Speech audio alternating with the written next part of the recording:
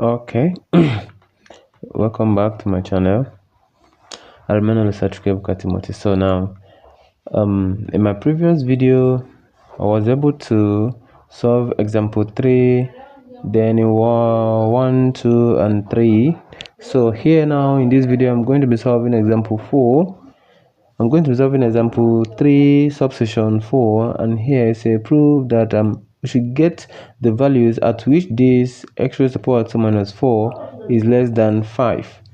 Alright, so now proof given that 2x, wow, do you see the mistake? Okay, what we're going to do now is we'll go to the source code here, and we'll go to the source code and quickly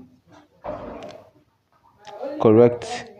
So now here we copy this, and paste it here. Copy this and paste it here. So I think that one is done. Okay, so next thing we need to do is to continue. Proof given that this is less than 5, we obtain the interval at which the above is defined. So remember how the pattern we used to solve the absolute value function. Say absolute value of x raised to the power 2 minus 4 is less than 5 is also the same thing as -5 less than x raised to the power 2, then negative minus 4 is less than 5.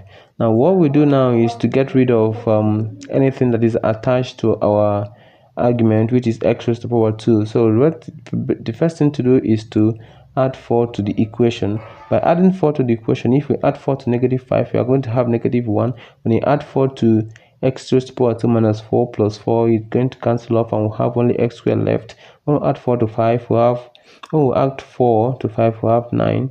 So that implies that -1 is less than x raised to the power 2, which is less than 9. Now we want x to stand alone, nothing attached to it, so we're going to obtain the square root of everything there. So we find the square root of the equation, that is square root of 1 is less than square root of -1 less than square root of x raised to the power 2 is less than square root of 9. So what we're going to get is x is greater than -1 and x is less than 3. So now the thing there is at x greater than -1, the equation here is defined, and also at x less than 3, this equation here is defined. So that is that. We'll come to question 3 subsection 5. What I did here is I'm learning new thing in LaTeX, so I just want to include the file the way it is. I just don't want to type it, so that is why I just included the file there. I'll also make a video on how to include files, but it's not in this very video. So this is subsection 5 here.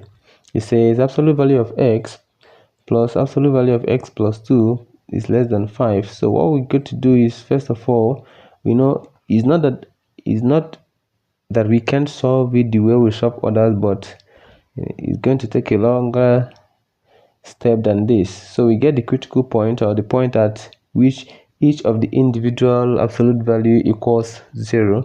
So for this first one,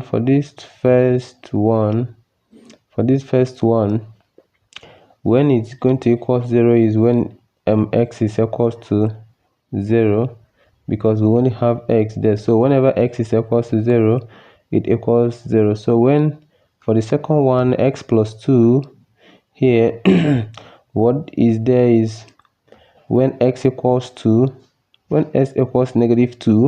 then the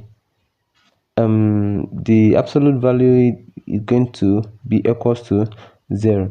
So what we'll have here is x plus x equals to 0 and s equals to -2. So we now get over to this one.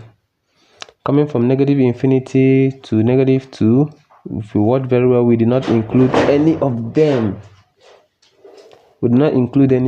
So the next one is -2. We include -2 and we did not include 0. Then the last but not the least is we include 0, but we did not include the positive infinity. So we now find we now check to know when all those variables is going to be positive and negative. So for x, for the first one, absolute value of x, in the first one, absolute negative infinity to positive to negative 2, we're going to have negative x, because it is when x equals to 0, that is when x is going to be equal to 0 or some positive number. So at this very stage, x is equals to s is negative. So coming to this one here, negative, inclusive negative 2 and exclusive 0, our x is still going to be negative because 0 is not included here. So coming to this third one here, we included 0 but we did not include positive infinity. That means that our x, since 0 is included here, our s here is going to be positive. So that is that. So when we come to the next one here, when we come to x plus 2, you remember when x plus 2 is going to be equal to 0, so it is when x is equal to negative 2. So at this very point, at this very one, negative 2 is not included, so our x plus 2 is going to be negative. And the second one here, negative 2 is included, so our x is going to be positive, and here 0 is greater than negative 2, so our s is still going to be positive. So now that is it. And we now solve for this. We now solve this ones, x, negative x minus x plus 2. So for negative infinity negative 2, we have negative x minus x plus 2, so that will give us negative x minus 2 less than 5, to give us minus 2x less than 7. So that implies that x is less than 7 over 2, which negative x is less than 7 over 2, which implies that x itself is greater than 7 over 2. So now for this one, for inclusive 2 and exclusive 0, sorry, here is supposed to be exclusive 0, here is supposed to be exclusive 0, it's not supposed to be inclusive, it's supposed to be exclusive. Sorry about that. It's supposed to be a parenthesis. It's supposed to be a parenthesis. Alright, so let's continue. So that is negative x plus 2 less than 5 implies 2 is less than 5. So now this one again, inclusive 0 and the exclusive infinity.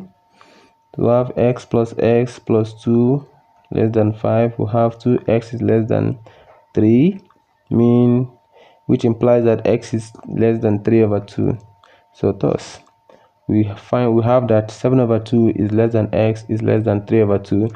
What does it mean? It means at this interval that our equation will be defined. Anything out of this interval, like 7 over 2 is 3 whole number 1 over 2. If we choose 4, it's not going to work, and 3 over 2 is 1 over 5. If we choose 2, it's still not going to work. So let's be guided, and here is where I'm going to stop for today's video. Do well to like and subscribe. Thank you so very much.